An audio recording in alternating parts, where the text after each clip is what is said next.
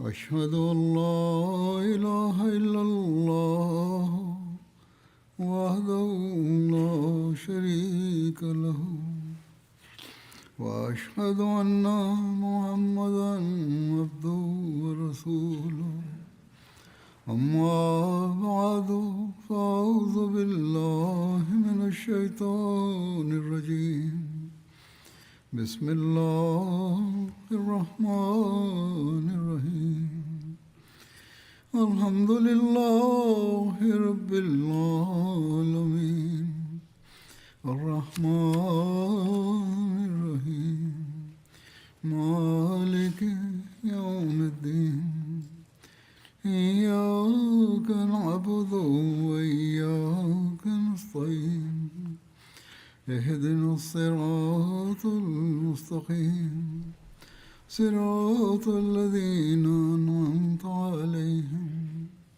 غير المغضوب عليهم ولا الضالين. Précédent. Je vais aujourd'hui en détailler certains aspects. Hadrat Muslim Maud radhiyallahu explique le contexte de l'expédition de Tabouk. Il explique que le saint prophète Mohammed sallallahu alayhi wa sallam avait conquis la Mecque. Il y avait un certain Abu Amir Madani qui était de la tribu Hazraj et qui avait l'habitude de faire des invocations et des récitations en raison de ses fréquentations avec les juifs et les chrétiens.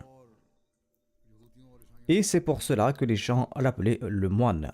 Mais il n'était pas chrétien de religion.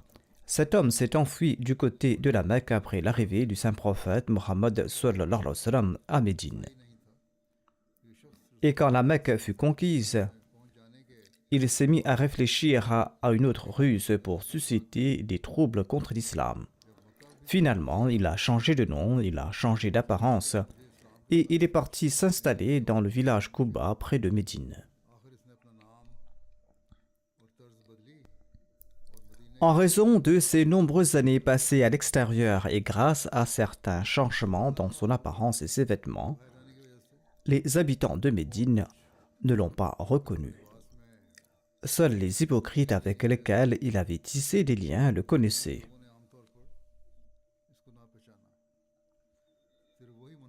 Il avait proposé, en accord avec les hypocrites de Médine, de se rendre en Syrie pour inciter le pouvoir chrétien et les tribus arabes chrétiennes à attaquer Médine.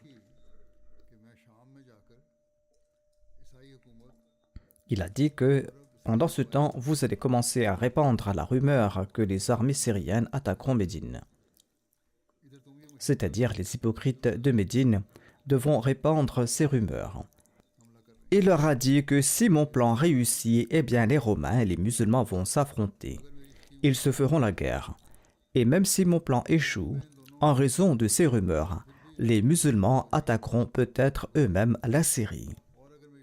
Et ainsi, la guerre éclatera entre le pouvoir de César et les musulmans, et notre affaire sera faite dans les deux cas. Nous allons gagner dans les deux cas. Voilà ce que s'est dit ce semeur de troubles. Ainsi, cet homme, après avoir incité à cela, est parti vers la Syrie, et les hypocrites de Médine ont commencé à répandre quotidiennement à Médine des nouvelles, selon lesquelles telle caravane les avait rencontrés et avait rapporté que l'armée syrienne se préparait à attaquer Médine. Le lendemain, il répétait que les gens de telle caravane les avaient rencontrés et avaient dit que l'armée syrienne s'apprêtait à attaquer Médine. Ces nouvelles ont commencé à se répandre avec une telle intensité que le messager d'Allah sallallahu alayhi wa sallam a jugé bon de se rendre lui-même en Syrie à la tête d'une armée islamique pour affronter les armées syriennes.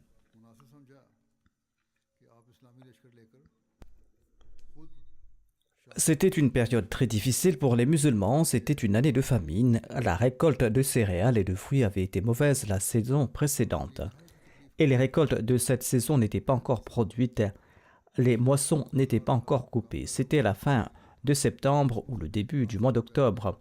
Lorsque le saint prophète, paix soit lui, est parti pour cette expédition, les hypocrites savaient que c'était une tromperie et qu'il avait agi ainsi par ruse afin que si l'armée syrienne n'attaquait pas, eh bien les musulmans aillent eux-mêmes se battre contre les Syriens, et ainsi ils seraient détruits. Les circonstances de la bataille de Mourta étaient devant leurs yeux. À cette époque, les musulmans avaient affronté une armée si grande qu'ils avaient à peine survécu après avoir subi de lourdes pertes. Maintenant, ils voulaient être témoins d'une autre bataille de Mourta de leurs propres yeux où, qu'Allah nous en préserve, le messager d'Allah sallallahu alayhi wa sallam, serait lui-même tué selon eux. C'est pourquoi, d'un côté, les hypocrites répandaient quotidiennement des rumeurs en disant « Nous avons appris de telle source que l'ennemi va attaquer. Nous avons appris par telle source que les armées syriennes arrivent. » Et d'un autre côté, ils effrayaient les gens en disant qu'il n'était pas facile d'affronter une armée si nombreuse. Vous ne devez pas partir pour la bataille. Leur but avec ces actions était que les musulmans aillent attaquer la Syrie, mais autant que possible en un nombre minimum, afin que leur défaite soit d'autant plus certaine. Quoi qu'il en soit, compte tenu des rumeurs générales, le saint prophète Mohammed sallallahu alayhi wa sallam a examiné la situation et il a examiné les événements et il a conclu que s'il tardait à affronter les Romains ou s'il leur permettait d'entrer dans les zones sous l'influence musulmane, les dommages seraient plus importants. C'est pourquoi, malgré les difficultés et malgré l'intensité de la situation, il a décidé de ne pas laisser aux Romains la possibilité d'avancer et il a décidé de partir lui-même sur le territoire romain pour mener la bataille, une bataille décisive contre eux.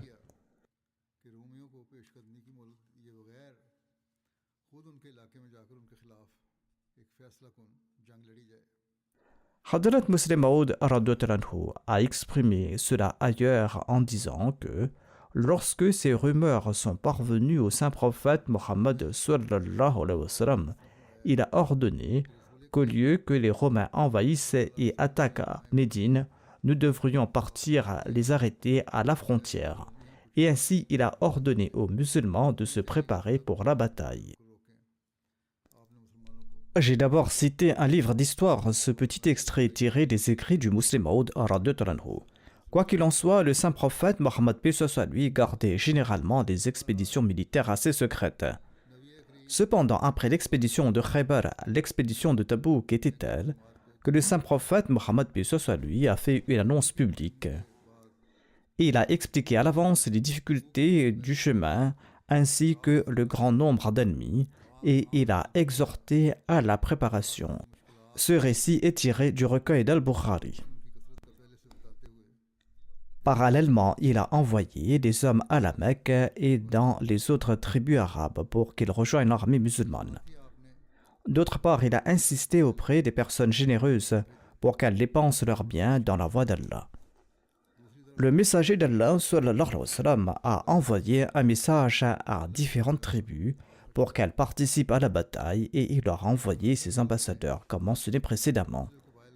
Ainsi, Buraïda bin Husayb a été envoyé vers la tribu Banu Aslam. Abu Ruham Rifari a été envoyé vers sa tribu Banu Rifar. Abu Waqid al-Laythi a été envoyé vers sa tribu Banu Layth. Abu Jad al-Zamri a été envoyé vers sa tribu. Rafi bin Muqis a été envoyé vers Juhayna. De même, Nuaym bin Masoud a été envoyé vers Ashja'a et Budayl bin Warqa. Amr bin Salim et Busr bin Sufyan ont été envoyés vers les Banu Ka'b et vers les Banu Amr. De même, il a envoyé Abbas bin Birdas vers les Banu Sulaym. À Médine, il régnait alors une atmosphère de peur et de consternation.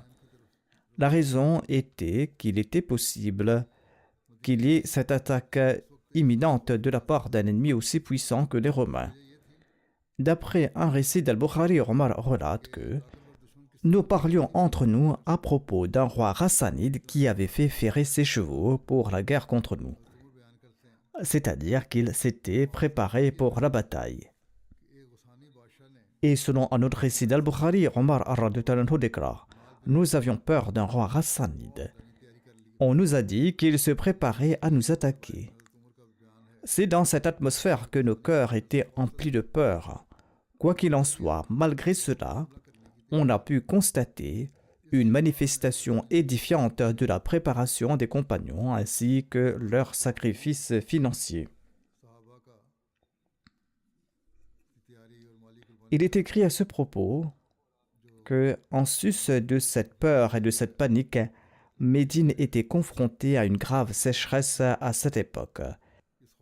Les cultures et les fruits étaient sur le point de mûrir. Dans cette sécheresse, les gens étaient préoccupés et se préparaient à récolter leurs cultures. Et c'est là que l'annonce a été faite pour le djihad. Ensuite, c'était une saison de forte chaleur et le voyage était de centaines de kilomètres. Il y avait manque de provisions. Toutes ces difficultés s'ajoutaient à cela. Malgré tous ces problèmes, le saint prophète Mohammed lui a annoncé le départ pour le djihad. Et les fidèles compagnons, exemples d'honnêteté et de loyauté, ont laissé leurs récoltes et leurs fruits mûrs pour se préparer pour le voyage. Bien que la préparation d'un si long voyage n'était pas chose facile pour ces compagnons pauvres mais sincères. Et le saint prophète Mohammed lui était pleinement conscient de ces moments difficiles. Par conséquent, il a lancé un appel général aux dons financiers, incitant les riches à dépenser dans la voie d'Allah et à fournir des montures. Et il a déclaré que quiconque équipe cette armée de la pauvreté méritera le paradis. C'est-à-dire quiconque équipera l'armée de Tabouk méritera le paradis. Et le premier à présenter ces biens était Abu Bakr as-Siddiq radhiyallahu anhu. Il a apporté tous les biens de sa maison, soit 4000 dirhams. Le saint prophète Mohammed lui a demandé à Abu Bakr radhiyallahu anhu s'il avait laissé quelque chose pour sa famille. Abu Bakr radhiyallahu anhu a répondu: j'ai laissé Allah et son messager pour ma famille. Selon un autre récit, Omar radhiyallahu anhu relate: le saint prophète Mohammed sallallahu alayhi wa sallam nous a ordonné de faire de la charité. J'avais de l'argent à l'époque. Je me suis dit que si je dois un jour surpasser Abu Bakr, eh bien ce sera aujourd'hui que je vais le surpasser. J'ai apporté la moitié de mes biens. Et le messager d'Allah sallallahu alayhi wa sallam a déclaré: qu'as-tu laissé pour ta famille? J'ai dit: seulement autant que j'ai apporté. Et Abu Bakr, quant à lui, avait apporté tout ce qu'il possédait. Le saint prophète, paix soit lui, a demandé en présence d'Omar: ô Abu Bakr, qu'est-ce que tu as laissé pour ta famille? Il a déclaré: j'ai laissé Allah et son messager. Omar radhiyallahu anhu a déclaré: par Allah, je ne pourrai jamais le surpasser en rien. Hadrat Muslim Maud radhiyallahu anhu a également relaté cet incident en ses propres termes, en disant que lors des préparatifs pour une bataille, Omar s'est dit: Abu Bakr me surpassait toujours, aujourd'hui je vais le surpasser. C'est en pensant à cela que je suis rentré chez moi et j'ai pris la moitié de mes biens pour l'apporter au saint prophète Mohammed paix soit sur lui. C'était une période très difficile pour l'islam. Mais Abu Bakr radhiyallahu anhu a apporté tous ses biens et les a présentés au saint prophète Mohammed sallallahu alayhi wa sallam. Et le messager d'Allah sallallahu alayhi wa sallam a demandé: Abu Bakr, qu'as-tu laissé à la maison? Il a répondu: Allah et son messager. Omar déclare: en entendant cela, j'ai ressenti une grande honte et j'ai compris qu'aujourd'hui je vais tout essayer pour surpasser Abu Bakr.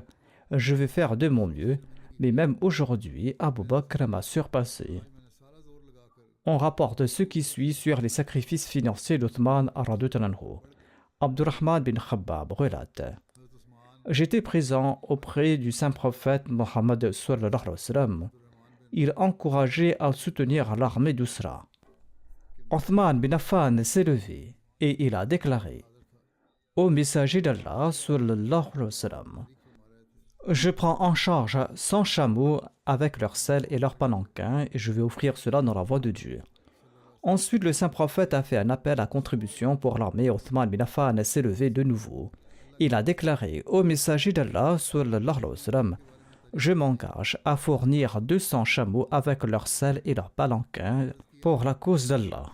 Le saint prophète a fait un nouvel appel pour contribuer pour les dépenses de l'armée. Othman bin Affan s'est levé de nouveau. Il a déclaré au messager d'Allah sallallahu alayhi wa sallam: je m'engage à fournir 300 chameaux avec leurs selles et leurs palanquins pour la cause d'Allah.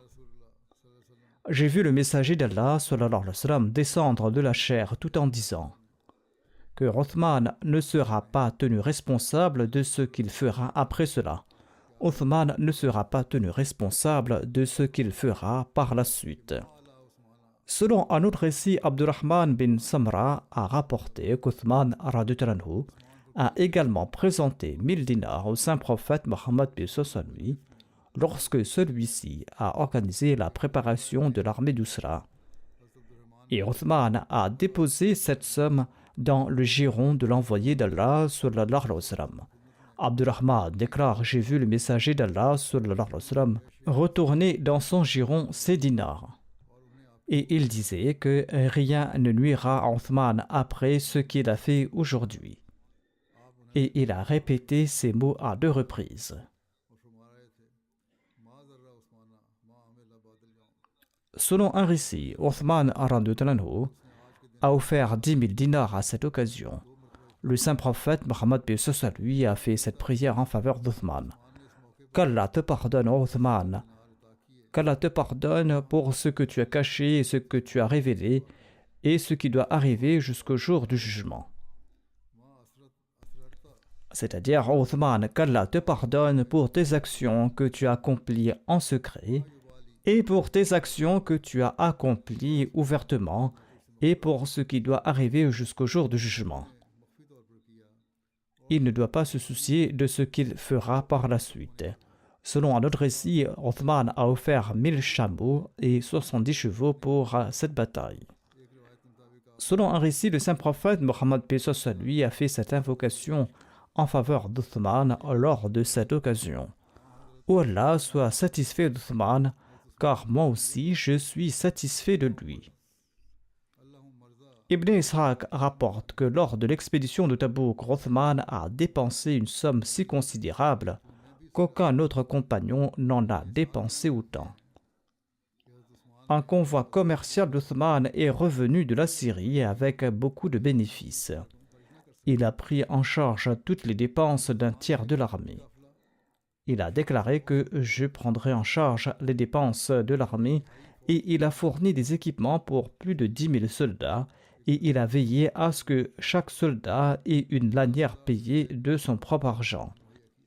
C'est-à-dire que même les plus petites choses soient prises en charge par lui. Cela lui a coûté 10 000 dinars, sans compter les chameaux et les chevaux.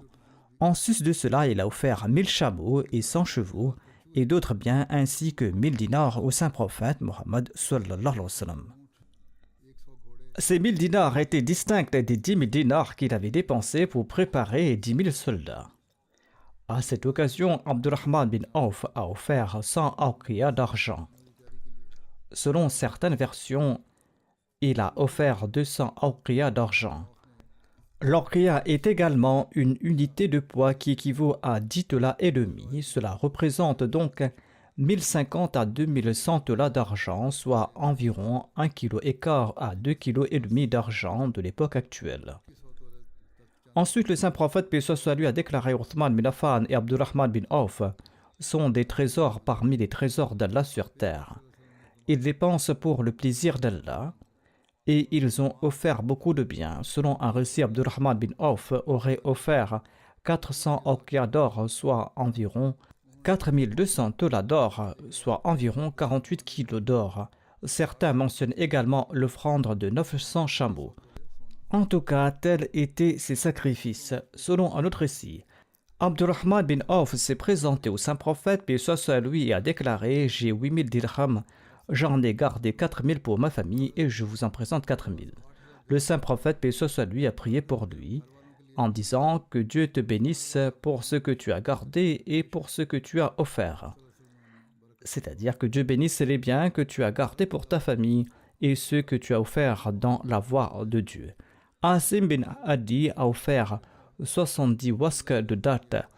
Un wask équivaut à 60 sa et un sa équivaut à environ 3 sers. Cela représente donc environ 12 600 kg de dattes. Parmi ceux qui apportaient des biens au saint prophète Mohammed paix soit sur lui, on trouve également les noms d'Abbas bin Abd al-Muttalib, Talha bin Ubaydullah, Sa'ad bin Obada ainsi que Mohammed bin Maslama. Il s'agit de ceux qui ont consenti à de nombreux sacrifices. Le Messie premier Islam déclare: il fut un temps où les gens sacrifiaient leur vie pour la religion divine comme des moutons et des chèvres. Que dire de leurs biens? Abu Bakr as-Siddiq, qu'Allah soit satisfait de lui, a sacrifié plus d'une fois tous ses biens, ne laissant même pas une aiguille chez lui. Et de même, Omar radhiyallahu anhu, selon ses moyens et selon sa situation, et Othman selon sa force et sa situation, et ainsi de suite, selon leur niveau respectif, tous les compagnons étaient prêts à sacrifier leur vie et leurs biens pour cette religion divine. D'ailleurs, Allah l'exalté a déclaré: Lan tanalul birra hatta tunfiqu mimma tuhibbun. C'est-à-dire que vous n'atteindrez pas la vertu tant que vous ne dépenserez pas de ce que vous aimez.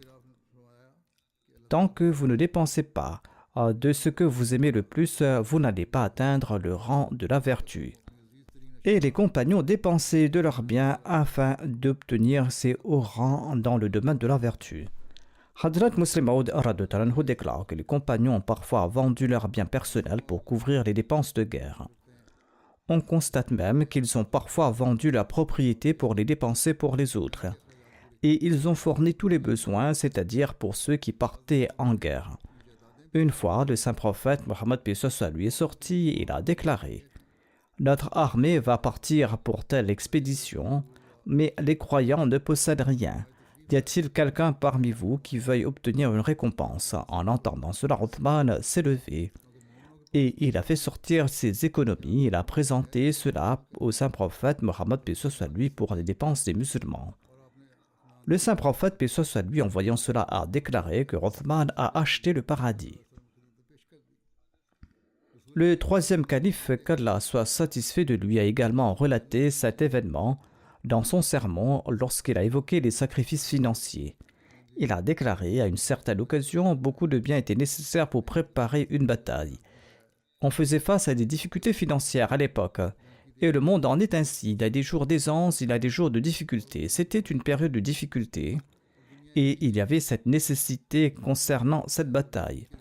Le saint prophète, paix soit sur lui, a exposé la situation aux compagnons et il les a exhortés à consentir à des sacrifices. En conséquence, Abu Bakr as-Siddiq radhiyallahu anhu a offert tous ses biens. Omar radhiyallahu anhu a apporté la moitié de ses biens. Othman a proposé que l'on accepte son offre, à savoir qu'il prendrait en charge tous les frais de 10 000 compagnons. En sus de cela, il a offert 1000 chameaux et 70 chevaux. Ainsi, tous les compagnons sincères ont fait des sacrifices financiers en fonction de leurs moyens et de la capacité, et Allah en a tiré les meilleurs résultats. C'est là une grande faveur d'Allah que les membres de la Jamaat Ahmadiyya comprennent l'importance des sacrifices financiers. Je cite souvent des exemples à cet égard. Certaines personnes sacrifient vraiment ce qu'elles possèdent. Les riches et les personnes en position devaient prendre exemple sur Abu Bakr as-Siddiq, Omar et Othman, qu'Allah soit content d'eux. Et ensuite, ils doivent élever le niveau de leur sacrifice. Les pauvres et la classe moyenne sont occupés à faire des sacrifices. Par la grâce d'Allah, de nombreux riches font également des sacrifices de grande qualité. Ceux qui sont faibles devraient également se manifester pour la diffusion de la religion. En ces temps, ils ont aussi l'occasion de faire des sacrifices. Les compagnons ont offert ce qu'ils pouvaient dans la mesure du possible. Et ils ont fourni des montures, des épées et d'autres équipements de guerre aux soldats pauvres et démunis. Certains compagnons hommes et femmes pauvres du saint prophète Mohammed paix soit sur lui, lorsqu'ils offraient 1 ou 2 mouds de céréales, eh bien leur cœur se remplissait d'espoir, souhaitant offrir davantage. Mais les hypocrites se moquaient d'eux en disant: ces quelques poignées de grains vont-elles vaincre César? Le moud est une petite mesure, l'équivalent de quelques poignées. Allah déclare à propos de ces railleries des hypocrites. الذين يلمزون المتطوعين من المؤمنين في الصدقات والذين لا يجدون إلا جهدهم فيسخرون منهم سخر الله منهم ولهم عذاب أليم. C'est-à-dire ceux qui calomnient les croyants qui font de l'aumône volontairement et ceux qui ne trouvent rien d'autre que leurs efforts et se moquent d'eux. Allah se moquera d'eux et ils auront un châtiment douloureux.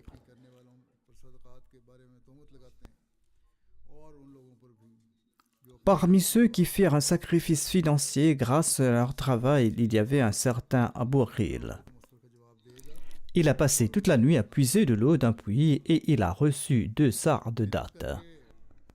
Le sa est une mesure de poids. Un sa équivaut à environ 2,5 kg, ce qui signifie qu'il a reçu en total environ 5 kg de dattes. Il en garda un sa pour sa famille et il a pris un sa de dattes pour l'offrir au saint prophète Mohammed paix soit sur lui. C'était le sacrifice qu'il pouvait faire. Hadrat Muslim Maud a déclaré qu'une fois le saint prophète Mohammed paix soit sur lui a lancé un appel aux dons et un compagnon est allé travailler pour gagner un salaire. Peut-être qu'il est parti puiser de l'eau d'un puits et en échange, il a reçu environ 3/4 de serre de céréales qu'il a apporté, qu'il a versé dans la collecte. À ce moment-là, on avait besoin de milliers. Les hypocrites s'en moquaient et disaient « Est-ce qu'on se prépare ainsi pour la guerre ?» Il s'agit de l'événement de Tabouk qui mettait aux prises les Romains. Et l'État romain à cette époque était comme l'État anglais aujourd'hui. À l'époque où le Muslim Maud faisait cette déclaration, les Anglais dominaient dans le monde. Et pour affronter un État aussi puissant, ce compagnon n'a offert que quelques poignées d'orge. Et les hypocrites s'en moquaient. Mais lorsque le saint prophète Mohammed paix soit sur lui l'a su, il a déclaré « Savent-ils quelle est la valeur de cette orge aux yeux de Dieu ?» C'était cette orge qui a permis aux musulmans de remporter la victoire. Et les Romains ont été vaincus et les musulmans ont vaincu non seulement les Romains, mais ils ont également vaincu les Iraniens dont le royaume rivalisait avec celui des Romains. On raconte aussi une étrange anecdote concernant un compagnon. Comme on l'a dit, pendant cette bataille, divers compagnons étaient occupés à se préparer au voyage et à faire des sacrifices financiers. Chacun faisait de son mieux pour participer à cet élan. Les riches compagnons offraient leurs biens et leurs fortunes, et les compagnons pauvres et nécessiteux offraient ce qu'ils obtenaient de leur labeur, aussi modeste soit-il. Dans ce contexte, on mentionne un compagnon nommé Urwa bin Saïd, qui, pour obtenir le plaisir d'Allah, a adopté une approche si innocente qu'elle était différente et unique par rapport à toutes les autres. Il était aussi très démuni et pauvre, il n'avait rien à offrir. Il n'avait pas non plus la force de participer au combat. Alors, une nuit, il se leva pour la prière et en pleurant et en gémissant, il a déclaré « Oh Allah, tu as ordonné encourager le djihad, mais moi je ne possède rien. Et ton messager, sallallahu alayhi wa sallam, n'a pas non plus les moyens de me fournir l'équipement nécessaire pour aller au combat. Et ton prophète a lancé un appel aux dons financiers, mais moi je ne peux pas y participer non plus. Cependant, je fais l'aumône aux musulmans en pardonnant chaque injustice et transgression commise contre ma vie, contre mes biens et mon honneur. » Ainsi donc, au matin, il s'est présenté avec les autres compagnons au saint prophète Mohammed sallallahu alayhi wa sallam. Et le saint prophète Mohammed paix soit sur lui a demandé « Où est celui qui a fait aumône de son honneur cette nuit ?» Et personne ne s'est levé. Il a répété cette phrase, mais personne s'est levé. Finalement, Urwa s'est levé et il a tout raconté. Et le saint prophète Mohammed sallallahu alayhi wa sallam a déclaré « Réjouis-toi par celui qui détient mon âme dans sa main. Tu as été inscrit parmi ceux dont l'aumône a été acceptée. Réjouis-toi par celui qui détient mon âme entre ses mains. Tu es inscrit parmi ceux dont l'aumône a été acceptée. » Quel magnifique et unique esprit de sincérité et de sacrifice. Et Allah, qui connaît l'état des cœurs et qui a connaissance de toute situation, a également accepté cet esprit de sa part. Et il en a informé le saint prophète Mohammed sallallahu alayhi wa sallam. Les femmes n'étaient pas en reste à cette occasion, elles ont offert leurs bijoux pour la préparation de cette bataille. Ainsi, Sinan Aslamia relate. J'ai vu dans la maison d'Aïcha radhiyallahu anha un tissu étalé devant le messager d'Allah sallallahu alayhi wa sallam, sur lequel il y avait du parfum, des brassards, des bracelets, des boucles d'oreilles, des bagues ainsi que des anneaux de cheville. Ces femmes ont fait cela pour préparer le djihad des musulmans. Quoi qu'il en soit, d'une part, telle était la situation des croyants sincères, et d'autre part, les hypocrites ont également fait tout leur possible à cette occasion. Et d'un certain point de vue, c'était la dernière ruse et la dernière conspiration des hypocrites. Les hypocrites étaient pleinement convaincus de leur succès. Ils étaient fermement persuadés que les musulmans entreprendraient ce long voyage vers la Syrie. Et par cette conviction diabolique que, Dieu nous en préserve, le saint prophète Mohammed lui ne pourra pas revenir vivant à Médine. Par conséquent, leur principal objectif était désormais de faire en sorte que le moins de musulmans possible partent avec le saint prophète Mohammed lui. Et selon leur pensée, moins il y aura de musulmans partant en expédition, plus petite sera l'armée. Et ainsi, la défaite et la mort de cette armée seraient certaines.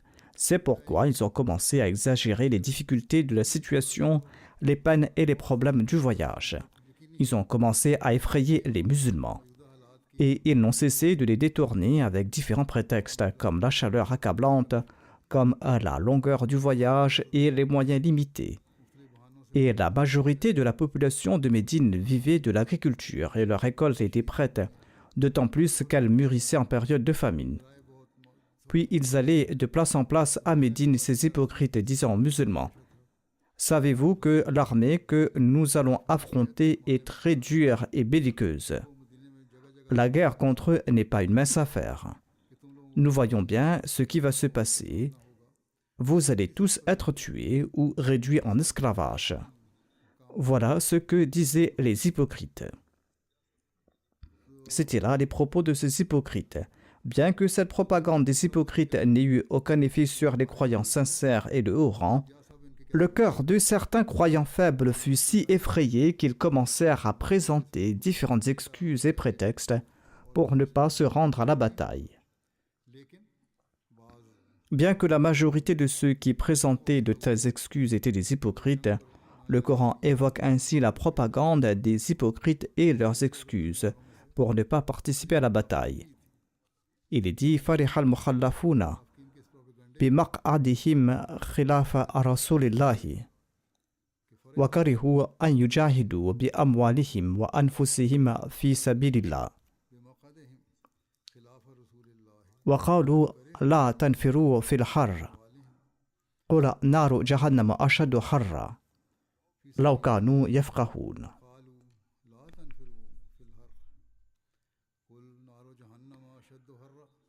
فَلْيَضْحَكُوا قَلِيلًا وَلْيَبْكُوا كَثِيرًا جَزَاءً بِمَا كَانُوا يَكْسِبُونَ. Ceux qui sont restés en arrière se réjouissent de leur inaction après le départ du messager d'Allah. Et ils répugnaient à combattre avec leurs biens et leurs personnes. Et ils se disaient les uns aux autres: ne partez pas en expédition par une telle chaleur. Dis-leur, le feu de l'enfer est bien plus ardent encore. Ah, s'ils pouvaient comprendre, qu'ils rient donc peu de la tromperie et qu'ils pleurent beaucoup en conséquence de leurs actions. Selon les récits, ces gens se présentaient au saint prophète Mohammed sallallahu alayhi wa sallam et ils lui présentaient une excuse quelconque pour ne pas participer au djihad. Ils demandaient des permissions pour ne pas participer au combat. Et le saint prophète Mohammed lui leur accordait cette permission. Plus de 80 personnes ont obtenu par divers stratagèmes et prétextes la permission de ne pas participer au djihad. Et ceux en sus des hypocrites qui étaient avec Abdullah bin Ubay et d'autres. Allah avait dévoilé tous les prétextes des hypocrites et expliqué cela clairement dans le Saint-Coran, notamment que le fait qu'ils étaient restés en arrière était dû à la faiblesse de leur foi et qu'ils étaient des menteurs dans leurs excuses. Et lorsque des versets ont été révélés à leur sujet dans le Saint-Coran, cela servit d'avertissement à l'avenir, pour que chacun sache comment répondre à un appel ou à une mobilisation lancée par l'imam. Il faut s'y rendre et quoi qu'il arrive, il faut se préparer à y participer autant que possible. Ainsi, Allah déclare आगे बढ़ना चाहिए और जैसे तैसे भी हो इसमें शमूलियत की हतुल मकदूर तैयारी करनी चाहिए चुनांचे अल्लाह जल्ल शानहू फरमाता है लो काना अरज़न करीबन वसफ़रन क़ासिदन लत्तबऊका वलाकिन बाउदत अलैहिमुल शुक्कत वसयालिफूना बिल्लाहि लबिस्तताअना लखरजना माअकुम युहलिकूना अनफुसहुम वल्लाहु यालमु इन्नहुम लकाज़िबून अफ़ल्लाहु अन्का लिमा अज़िनत लहुम हत्ता यतबय्यन लकल्लज़ीना सदक़ू वतअलमल काज़िबीन ला यस्तअज़िनुकल्लज़ीना युमिनून बिल्लाहि वल यौमिल आखिर इन युजाहिदू बिअमवालिहिम व अनफुसिहिम वल्लाहु अलीमुम बिलमुत्तक़ीन इन्नमा यस्तअज़िनुकल्लज़ीना ला युमिनून बिल्लाहि वल यौमिल आखिर वरताबत कुलूबुहुम फहुम फी रैबिहिम यतरद्ददून वलौ अरादुल खुरूज लअअद्दू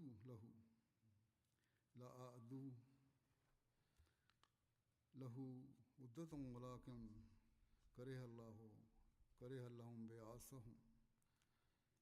करहल्लाहुम बिआसहुम वसब्बतहुम वक़ील क़ुदू माअल क़ाइदीन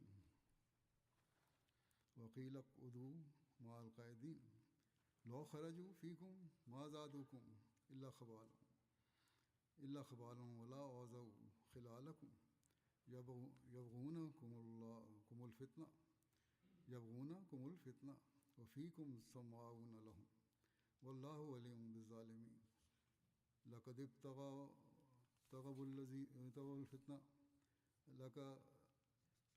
इब्तग़वुल फ़ितनता मिन क़ब्लु वक़ल्लबू लकल अमूरा हत्ता जाअल हक़्क़ु वज़हर अमरुल्लाहि वहुम कारिहून S'il s'agissait d'une destination proche et d'un voyage facile, ils t'auraient certainement suivi, mais l'effort leur paraît bien trop pénible. Ils jureront certainement par Allah que s'ils en avaient la capacité, ils partiraient assurément avec vous. Ils ne font que se perdre eux-mêmes, et Allah sait qu'ils sont assurément des menteurs. Que Dieu te pardonne. Pourquoi leur as-tu donné la permission avant de distinguer ceux qui disaient la vérité et de connaître les menteurs? Ceux qui croient en Allah et au jour dernier ne te demandent pas de dispense de combattre avec leurs biens et leurs personnes. Et Allah connaît parfaitement les muttaqis. Seuls ceux qui ne croient pas en Allah et au jour dernier te demandent de les dispenser de partir au combat. Et leurs cœurs sont remplis de doutes, et ils hésitent dans leurs doutes. Et s'ils avaient eu l'intention de partir au combat, ils se seraient certainement préparés, mais Allah a répugné à ce qu'ils se lèvent pour cette noble cause, et il les a laissés en arrière, et il leur a dit « Restez assis avec ceux qui restent assis ». S'ils s'étaient joints à vous, ils n'auraient fait qu'ajouter de la confusion parmi vous, et ils se seraient employés à semer la discorde entre vous, tout en sachant qu'il y a parmi vous des gens qui les écoutent attentivement. Allah connaît parfaitement les injustes, et ils ont cherché à créer la sédition, même avant ceci, et ils t'ont présenté les choses d'une façon embrouillée jusqu'à ce que la vérité fût manifestée, et que l'objectif d'Allah eût prévalu, et ce, en dépit de leur aversion. Ainsi donc, dans ce passage, Allah le Très-Haut révèle la condition des hypocrites. Il informe le saint prophète Mohammed sallallahu alayhi wa sallam qu'il a accepté leurs fausses excuses. S'il ne les avait pas acceptées et ne leur avait pas donné la permission, leur hypocrisie aurait été démasquée aux yeux de tous, et elle se serait certainement révélée.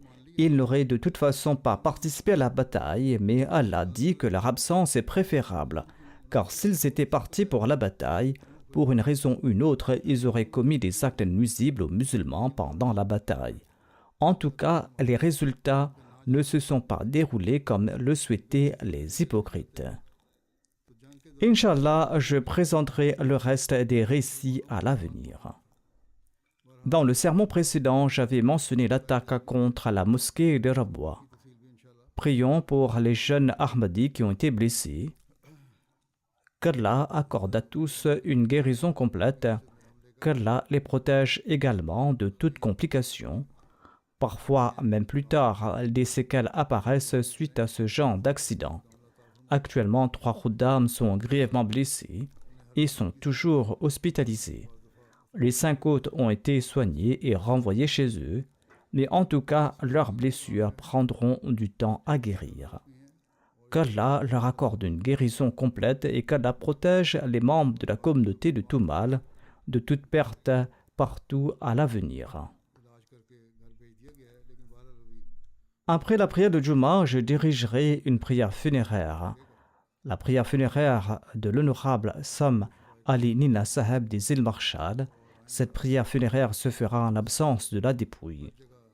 Il est décédé récemment en Californie, aux États-Unis, à l'âge de 83 ans. Inna lillahi wa inna ilayhi raji'un. Le défunt a découvert l'islam pour la première fois dans les années 80 grâce au travail de prédication de Hafiz Jibril Saïd Saheb, qui était notre missionnaire là-bas. Le défunt s'est alors converti à l'islam et il a embrassé l'Ahmadiyya. Au tout début, le défunt a rencontré une forte opposition suite à sa conversion, mais il était resté fermement attaché à sa foi. Par la suite, un sénateur du pays a déclaré au Parlement que l'islam était une religion illégale et associée au terrorisme. Et le défunt a courageusement envoyé un message au journal local, affirmant qu'il était un musulman ahmadi et qu'il n'avait aucun lien avec le terrorisme. Cette déclaration courageuse a renforcé la Jamaat. Ce sénateur avait tenté de faire adopter une loi, mais finalement, grâce aux efforts du défunt, cela n'a pas pu se faire. Le défunt était connu comme une personnalité influente dans la société locale. Falahuddin Shamsab, vice-émir des États-Unis, déclare qu'il a eu la chance de travailler aux îles Marshall pendant 5 ans. Il a déclaré que je partais là-bas parce que ce pays était sous la tutelle de la Jamaat des États-Unis. Sam Sahib s'était converti à l'Ahmadiyya par l'intermédiaire de Hafiz Jibril Sahib. Au début, il n'y avait que 4 ou 5 familles Ahmadi et toute la communauté était très petite et non enregistrée. Malgré tout, grâce aux efforts acharnés de Hafiz Jibril Sahib, la communauté a été enregistrée là-bas. Hafiz Sahib est revenu et pendant longtemps, il n'y a pas eu de missionnaires là-bas aux îles Marshall. Sam Sahib a lui-même pris en charge la communauté, et ce jusqu'à son décès. Il a continué à prêcher et il n'a jamais laissé le nom de la Jamaat s'éteindre. Le défunt coopérait chaleureusement avec la communauté. Chaque fois qu'une délégation du centre venait, il aidait les membres de la délégation et il était toujours à l'avant-garde et il travaillait de manière productive. Il a joué un rôle important, un rôle de premier plan dans l'établissement de la Jamaat aux îles Marshall. La plupart des nouveaux convertis sont devenus musulmans ahmadis grâce à ses efforts. Le défunt a également servi en tant que président de la Jamaat des îles Marshall. Ensuite, Shams Saheb relate que lorsqu'il est parti établir une mission à Cox's Bazar, Sam Saheb l'a également aidé. Certains de ses amis ont rejoint la Jamaat et par la grâce d'Allah, une maison de mission a été achetée, un bâtiment a été construit là-bas. Le défunt a également aidé à établir une mission à Kiribati. De même, il a aidé à établir des missions dans d'autres régions. Le missionnaire relate que j'ai demandé à Sam Saheb quelle était la raison pour laquelle Il avait été honoré de jouer un rôle central dans l'établissement de la Jamaat dans 3 îles différentes. Le défunt a répondu avec une grande humilité que tout cela était la faveur d'Allah et qu'il n'avait aucun mérite. Qasim Chaudhry Sahib, missionnaire de la Jamaat aux îles Marshall, relate qu'il était resté fidèle à sa foi malgré les obstacles et le défunt a fait des sacrifices avec son épouse. Son épouse a fait donation d'un terrain. Elle a offert une parcelle de terrain sur laquelle se trouve aujourd'hui la toute première mosquée des îles Marshall. Voici, selon ses propres mots, le récit de sa conversion en islam. Le défunt relate: en 1987, ma femme Nari et moi étions hébergés dans un hôtel à Long Island. Un matin, nous sommes sortis et nous avons vu un grand homme africain. Je l'ai salué et il a répondu à ma salutation et nous nous sommes présentés. J'ai appris par la suite qu'il s'agissait de Hafiz Jibril Sahib, le premier missionnaire en Micronésie. En tout cas, nos rencontres se sont poursuivies et les relations se sont développées. Le missionnaire m'a prêché le message de l'islam et il m'a montré des versets de la Bible. Et Jibril Sahib a expliqué qu'il y a une prophétie dans la Bible concernant l'arrivée d'un prophète après Jésus alayhi salam. Le défunt relate que j'étais surpris de constater qu'il ne s'agissait pas d'un seul verset, mais qu'il y avait plusieurs versets. Et dans le Nouveau Testament, Jésus-Christ lui-même déclare que je dois partir et Dieu enverra quelqu'un après moi. Ceci se trouve dans Jean chapitre 16, verset 7. Ce sont des faits que je n'avais jamais entendus auparavant et Hafiz Sahib m'explique cela avec une grande clarté en citant la Bible à chaque fois. Finalement, Allah m'a guidé et j'ai vu les faits. Mon cœur s'est tourné vers l'islam et je me suis converti. Pendant ce temps, lorsque j'ai accepté l'islam et que les gens l'ont appris, les fonctionnaires de l'État ont dit qu'ils ne laisseraient jamais l'islam se propager aux îles Marshall. J'ai alors téléphoné à Hafiz Sahib, mais il était déjà parti. Il m'a dit de ne pas m'inquiéter et qu'Allah ouvrira des voies. Et Allah a ouvert de telles voies qu'un jour, alors que j'étais assis chez moi, une personne du bureau du procureur général est venue pour me dire que l'enregistrement de la Jamaat a été approuvé. Là où des notables voulaient s'y opposer, Allah a pourvu à tout de telle sorte qu'Allah lui-même a facilité l'enregistrement. Et l'approbation a été présentée chez le défunt. Le défunt déclare que j'ai immédiatement envoyé la copie à Hafiz Sahib.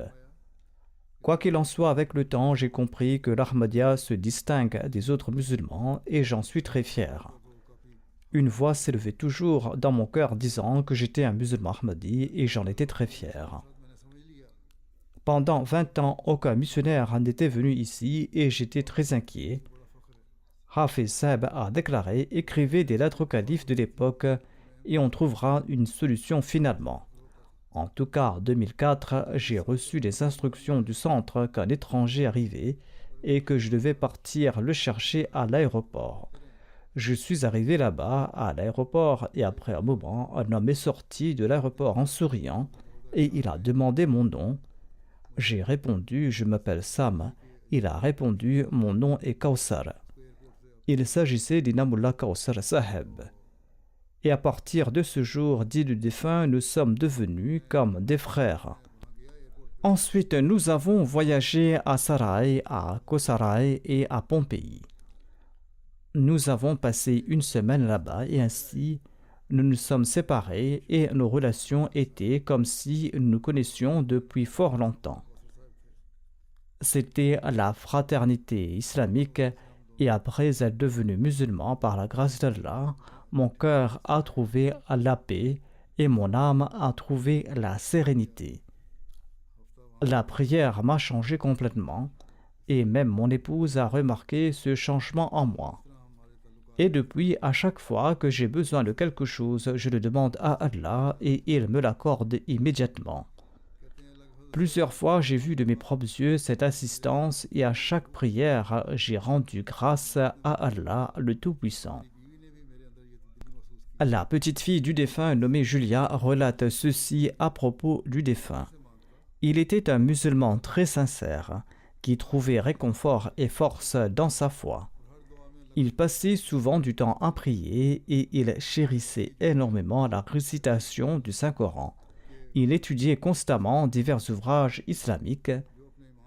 Nous l'avons souvent trouvé plongé dans de profondes réflexions et des préoccupations. Qu'Allah lui accorde son pardon et sa miséricorde.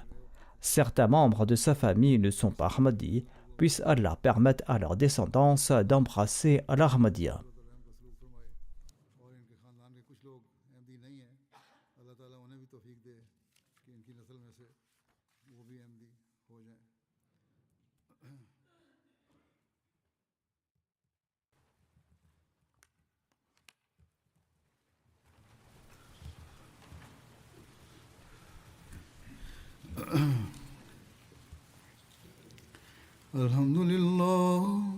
الحمد لله نحمده ونستعينه ونستغفره ونؤمن به ونتوكل عليه ونعوذ بالله من شرور أنفسنا ومن سيئات أعمالنا من يهده الله فلا مضل له ومن يضلل فلا هادي له ونشهد أن لا إله إلا الله ونشهد أن محمدا عبده ورسوله عباد الله رحمكم الله إن الله يأمر بالعدل والإحسان وإيتاء ذي القربى وينهى عن الفحشاء والمنكر والبغي يعظكم لعلكم تذكرون اذكروا الله يذكركم وادعوه يستجب لكم ولذكر الله أكبر